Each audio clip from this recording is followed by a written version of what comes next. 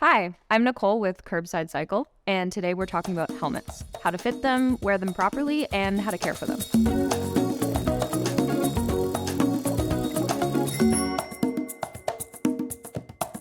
In New York City, 75% of fatal bike accidents involved head injury.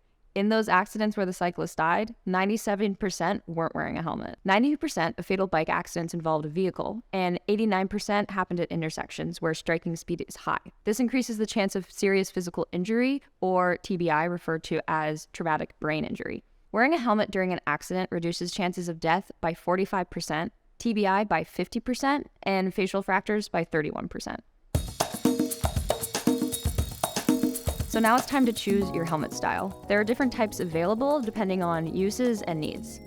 Sporty helmets. These are more meant for racing or recreation and are most widely known in Canada. There's lots of venting, which pulls air across the head to keep you cool, and there's also minimal or no visor.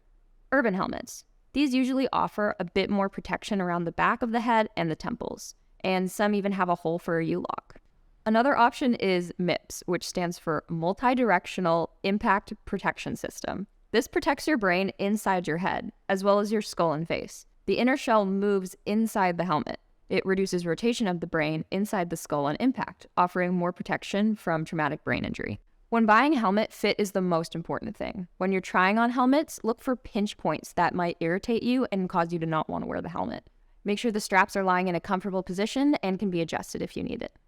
Some buckles are magnetic, which are easier to use for some people, harder for others. Ensure you're comfortable using the adjustments at the rear of the helmet. Most modern helmets have done away with interchangeable different-sized helmet pads.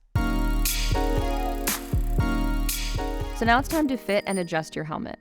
These rules apply both for kids and adults. So when it comes to fitting your helmet, you want to make sure that the brim of the helmet is resting no higher or lower than 2 fingers above your eyebrow. You want to make sure that it's aligned with the ground so it's not tipping forwards or backwards. You also want to make sure that it's comfortable and not pinching anywhere. When fitting helmets for kids, parents can so often be tempted into buying a helmet that's too big in hopes that the kid will grow into it. This is not safe. We have helmets for infants, toddlers, kids of all ages. We want to make it a safe and fun experience for your child, and not scary, so that you can have the most perfect fit for the helmet for your kid. Now let's talk about caring for your helmet. When it's not on your head, you're going to want to store it safe and indoors, away from sun, because UV can actually wear down plastic, and you're not going to want to spray it with bug spray because DEET can actually wear down the foam.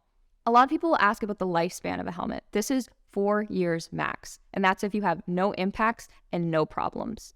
Basically, foam will wear down over time, even if you can't see it happening in front of you, and you want to make sure that you're safe at all times. Another thing to keep in mind when caring for your helmet is to avoid dropping it.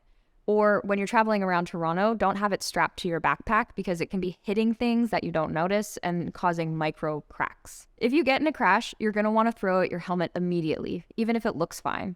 Again, you don't know what could be going on underneath the surface. When you do throw it out, make sure to cut the straps before you throw it in the garbage to avoid misuse. Ultimately, city cycling can be intimidating, but wearing a helmet is completely up to you. But if you do choose to wear one, maybe you'll feel a little safer on the roads. We really hope that you learned something about choosing the right helmet for you and how to properly take care of it.